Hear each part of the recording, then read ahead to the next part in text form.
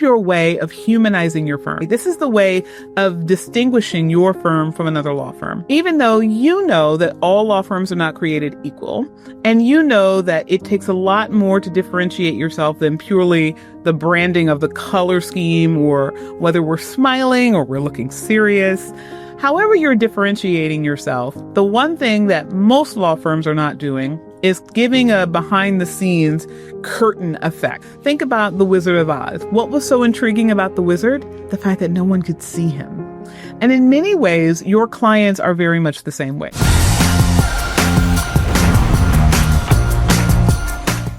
Hi, everybody, and welcome back to another episode of the Crushing Chaos with Law Firm Mentor podcast, where on today's episode, we are going to talk about video marketing. So this is a topic that comes to us straight from the vault of our Law Firm Mentor community. So shout out to the Essentials Plus community. You guys are always throwing out ideas and talking about interesting topics. And this is one of these topics that comes up quite a bit.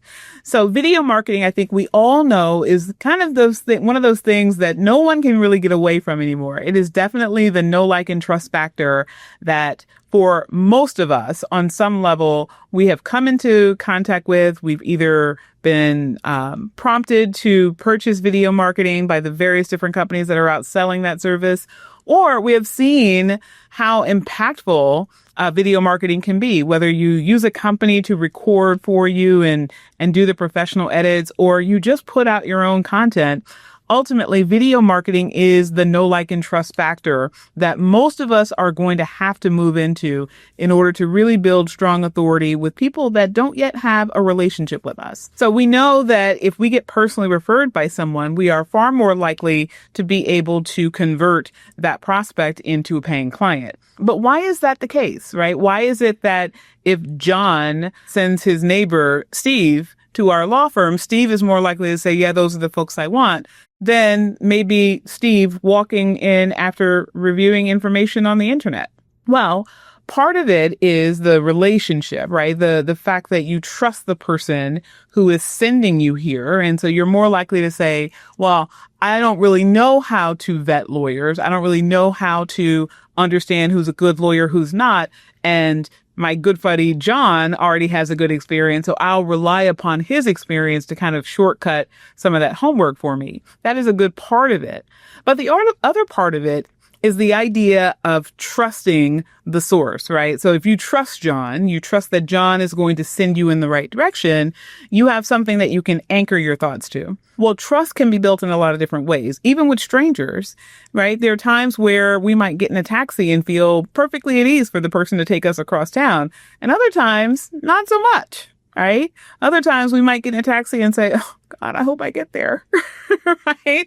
You're not quite certain this is going to turn out the way you want. And not because the person has done or said something so horribly egregious that you're, feeling like you're at death's door, but there is a trust factor that gets built through a variety of different communication mechanisms, right? So we have lots of different ways we build trust. I'm actually not going to spend a lot of time talking about that in today's episode, but I think we all know that reviews are a way that we start to build that trust factor that people will start to say, yes, there are other people who are like me, consumers of this type of service, that are saying that I'm going to have a positive experience. So we know that reviews are almost as good as having a personal referral. It actually significantly increases the likelihood of your being able to convert a prospective client into a client. But today we're going to talk about one of the most strong authority building tools that you have in your toolbox, and that is video marketing. So today I'm going to give you 5 top strategies that you can use to incorporate video marketing into your marketing plan. So for those of you that are already using video marketing, you know how powerful it is, right? I'd love to hear you say something here in the comments to this video to let us know how you are using video marketing in your law firm. And by the way, for those of you that are catching us here in video, since we are doing video marketing, right? We are also hosting a live show, or a pre-recorded show, but a show that premieres live here on YouTube. We know that, of course, the way that people find out about us for a lot of reasons is here on YouTube. So we would love it if you would share this video with other folks that you know that are in the law firm ownership space that would benefit from learning about some of the strategies we're talking about today.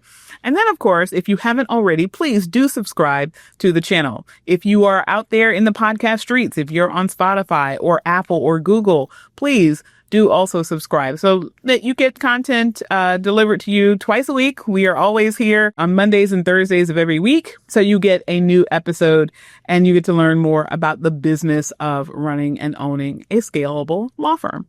All right. So let's go ahead and dive in. Again, we're going to talk about the top 5 strategies today for effective video marketing in your law firm. So strategy number 1 is to leverage FAQ videos. FAQ, frequently asked questions.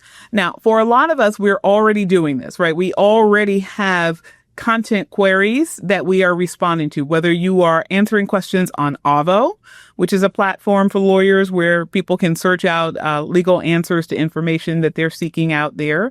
Or if you are directly on your own website providing information, right? This is how one goes through the process of acquiring commercial real estate. This is how one can successfully beat a DWI and so forth, right? Whatever your area of law is, you are probably already answering questions on a daily basis. And you probably already have those questions in some written form available to the public. Video amps that up a notch. And the reason why FAQ videos are so effective is that you're really talking about a shorter period of time. Typically, these are going to be anywhere from 1 to 3 minutes tops. And you're providing substantive knowledge that will build your authority in the eyes of the public. They're going to hear you speak about whatever it is, and they're going to start to connect with you in a whole host of different ways, right? They connect with the sound of your voice. They connect with the cadence of your speech. They get that you understand intellectually whatever that topical area is so that you have the subject matter knowledge that they're going to be seeking. But they also get to see you being the professional, right? They get to envision you as the professional. And you might say, well, of course they're going to see me as the professional. I have ESQ behind my name. I've got a law firm website. I own the firm or I work with someone in the firm. So I clearly know what I'm talking about. You might say that. You might think that the average member of the public thinks that. But the reality is that for a lot of things, for a lot of topical areas that people are researching, they don't know who are the charlatans and who are the experts, right? Don't assume that someone presumes that you know what you're talking about simply because you have a title and a degree. They don't. In fact, one of the first things that gets attacked when clients are unhappy with a lawyer that they've hired is they talk about what they didn't know, right? Clearly, I walked into the courthouse. The judge started yelling at my attorney. My attorney is an idiot. My attorney didn't know such and such. Now, that may or may not be true. Of course, we know a lot of times when people are posting information about disgruntled lawyer-client relationships, it's not truthful. But oftentimes it comes from this idea, this awareness that a prospective client has the best chance of attacking you, and they feel that most people are going to be hiring you for your knowledge. So if they say you don't know what you're talking about, that actually can lower your public perception more than if they say something like, you're not cute or your office wasn't clean or whatever, right? Because you're attacking the very thing that people are buying. They're buying your expertise. So the FAQ videos give you a huge leg up in demonstrating that value. They can counter the perception or even the question mark that you don't know what you're talking about. The other thing that we have to keep in mind with FAQ videos is that we have a very short attention span, right? People are not sticking around for reading a full book. They're not sticking around for getting into the deep weeds of an analytical framework of your practice area. They want the name, rank, serial number, right? They want the punchline. They want to know in a very quick period of time because they're consuming lots of information all the time. We're all in a consumer culture now. They want to know that what they're consuming says, yep, this is the one. And they get that very easily, very quickly through an FAQ video. All right. Strategy number 2, day in the life video. This is your way of humanizing your firm, right? This is the way of distinguishing your firm from another law firm. Even though you know that all law firms are not created equal, and you know that it takes a lot more to differentiate yourself than purely the branding of the color scheme or whether we're smiling or we're looking serious. However you're differentiating yourself, the one thing that most law firms are not doing is kind of giving a behind the scenes curtain effect, right? Behind the curtain. Think about the Wizard of Oz, right? What was so intriguing about the wizard? The fact that no one could see him. And in many ways, your clients are very much the same way, right? They're not just buying the data that you get from an FAQ or the knowledge that you know how to deliver that data, but they also are getting who you are. They're getting things like your mission, your vision, your values. They're getting a sense of you. How do you relate to them? How do you communicate? Are you fast and punchy? Are you warm and inviting? Are you somebody that's very serious and authoritative, that's going to really know how to impress the judge that you are the expert? Or are you somebody that is just likable and the kind of person you want to have a beer with, right? There are all sorts of ways to be successful. I think if we just think about, and I don't like to use politics because we know that political discourse oftentimes becomes very rancorous. But if you just think about presidents that we have had in our lifetime, think about, presidents from both camps, right? If you think about George W. Bush, the first thing I think about when I think of George W. Bush is he's the kind of guy I'd love to have a beer with. Okay. I don't drink beer. I don't drink at all. But if I was a beer drinker, right? He could have a beer. I could have a Diet Coke. Point is, he's a fun kind of guy, right? That's what comes out in his personality. To the contrary, if I was thinking about Barack Obama, I wouldn't be thinking I want to have a beer with him. I'd be thinking, oh, I want to pick his brain, right? He's an intellectual. He's an analytical maelstrom of information. He's somebody who can share philosophical views about how different governments work because he's interacted with all these different governments. He's a repository of information. That would be how I would interact with that president, right? So you don't have to think about it in terms of there's a right or a wrong. It's just simply these are who these people are showing up as in the public. How you show up in the public impacts which people are most inclined to hire you. And the people that are your people, the people that are already going to resonate with how you speak and how you show up and what your energy is like, those people are far more inclined to see you, meet you, and say yes to your firm than they would be if they're getting some baked version of information shared through an automaton or shared through written word only, because they get to see you. They get to have a sense of you. Okay, that day in the life video ought to have some very key things, right? So we're not talking about you sitting with a client and actually getting permission to have a legal consultation on screen, okay? There's a whole host of reasons why reality TV casts lawyers in the way that they do. They have a whole bunch of restrictions around what can and can't be discussed, etc. Let's not go there, okay? We're not suggesting that you become reality TV for your clients. But when you think about day in the life, you're really talking about what are the things that a person that doesn't understand law firms, doesn't understand how they work, should expect to see in a law firm. This is how you can introduce and humanize the experience of serving your clients and really show them that you are dedicated to serving them in a way that's interesting, right? It's kind of a little commercial, but it's a commercial based in how we actually do our day to day. Things like, here's how we open our files. Here's how we communicate on the phone.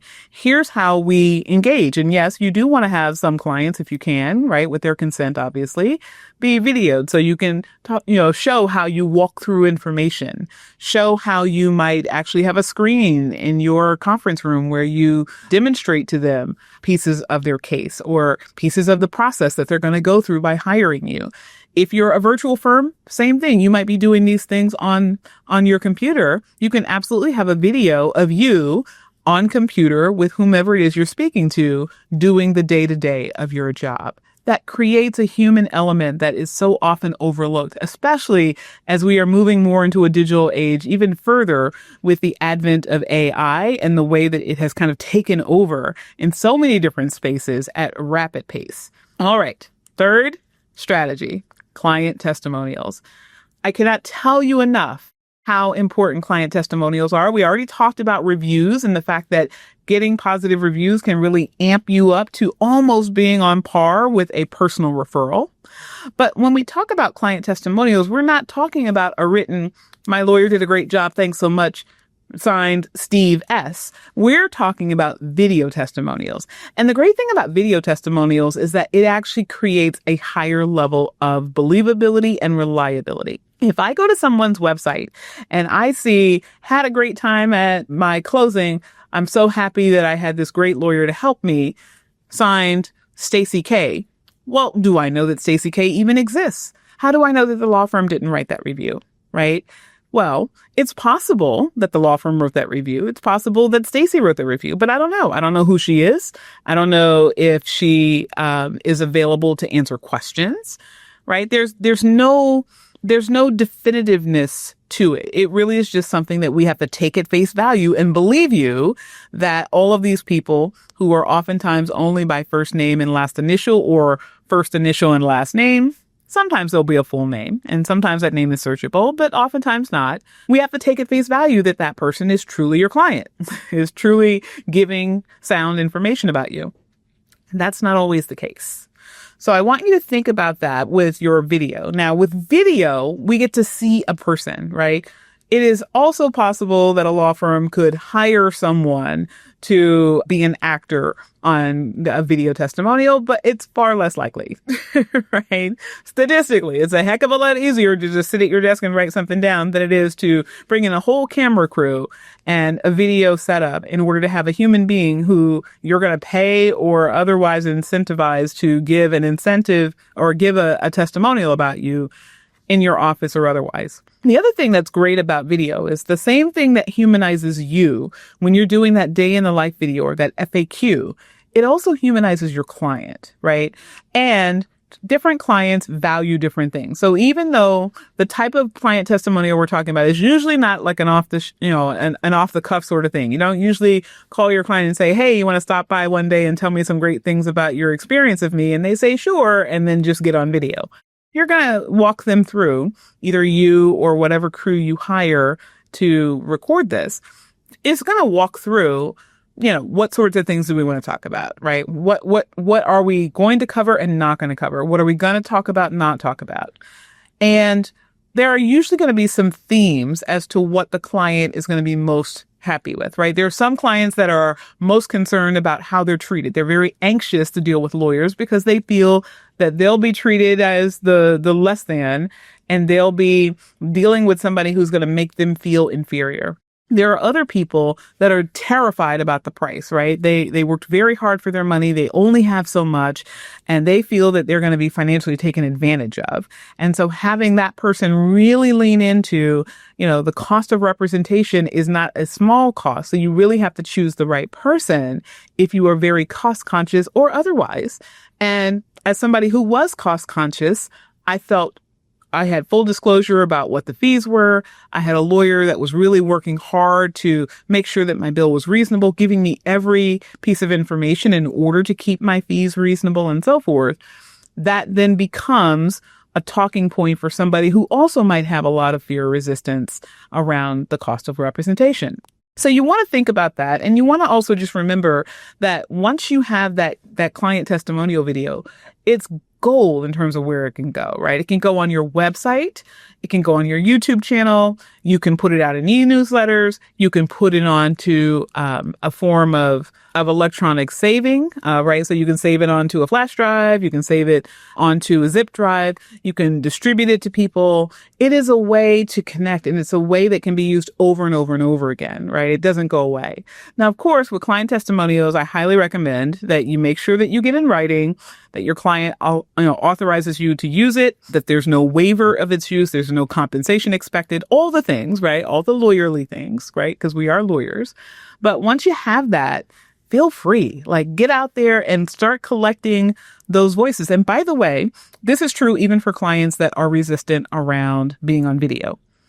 The more natural a person seems on video, the easier it will be to digest their message. But you don't want the person to look staged or rehearsed, right? You want them to be their natural selves. And that means some people are naturally great in front of video, and some people not so much, right? So for those not so much people, you want them to be able to take a deep breath. They might stammer a little bit. They might look nervous.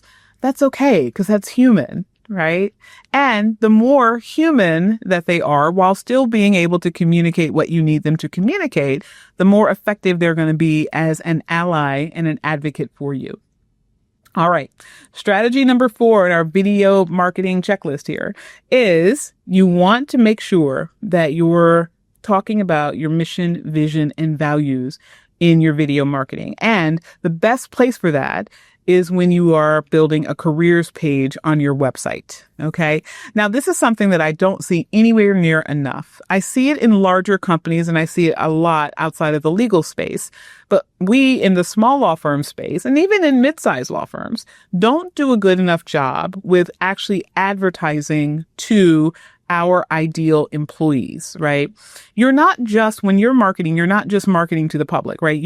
Oftentimes we think about marketing, we think, hey, how do I generate more clients, right? By marketing, I attract more clients, then I can convert more clients. But you also want to attract and convert ideal employees. You want people who are your type of people. Case in point, we have a client here at Law Firm Mentor, and I won't say her name, but she knows who she is. And as soon as this podcast goes live, I'm going to ping her to tell her to take a listen. But she is somebody who left a large law firm, left big law, and started her own law firm. And in the first year was at about $700,000 or $800,000, right? So very successful starting in a law firm. She really needed help with systems and getting the chaos of her law firm at a level that she could manage and ultimately crush the chaos in her business, right? So that's how she found us. Well, the great thing about this particular lawyer in terms of how she markets is that she is a very philanthropic person, right? She very much invests in her community. She has an allocation of a certain amount of her revenue that is going to go to her local community. There's any number of charities that she's affiliated with. That's always been a part of her personal ethos. And so when she's sharing the story, she's a very dynamic person. She's very effusive in the way she communicates. Love to talk to her. And I said to her, well, I see and hear all of this energy around philanthropic work, but I don't see any of that on your website.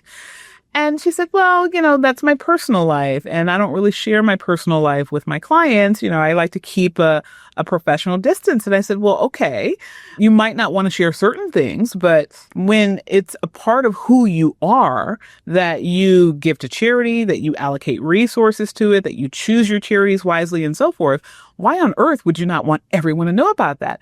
And most importantly, why would you not also think that there are people in your community that would love to work for someone who has that value system, right? You have that value system because you see something important about it. Why do you think that you're the only one? And so she stopped and paused there. And then we started talking about some of the people that she had interviewed for a recent position she posted. And a lot of them did not have that same sense of value. They didn't object to the fact that she did philanthropic work, but they didn't really care. It's just kind of one of those, all right, well, if that's what you do, that's what you do, right? Or if the firm requires it, I'll do it. As opposed to, I am excited about this. This is where I want to show up. This is where I want to spend my time. It was a great differentiator for her firm that she really was not leaning into enough. All right, now we're going to go to the 5th and final strategy for you to optimize your video marketing. And this is something that we definitely want you to start using right away.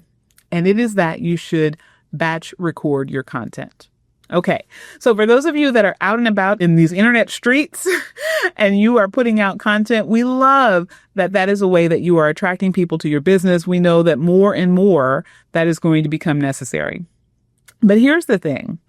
If you are putting out content and you are having to stop, record content, and put it out on a schedule, one of the things I am sure you're going to encounter as your schedule gets busier, as you take on more projects, as you start to expand your repertoire of type of content that you're creating, is that at some point you're going to hit a wall. You're going to start having difficulty being able to maintain a consistent schedule of pumping it out. The way that you can pump out massive amounts of content is not that every single day you get up and record content. It tends to be, especially for lawyers that are still lawyering, a lot easier if you just plan a day or two, or maybe even 3 or 4 out of a month, and you record a lot of content all at once. So you might have seen me mirror this or actually demonstrate this to you very recently. We recently wrapped up a series that we did on non-attorney salespeople. Well, you might have noticed that I was wearing the same outfit, the same glasses, the same earrings in that entire series.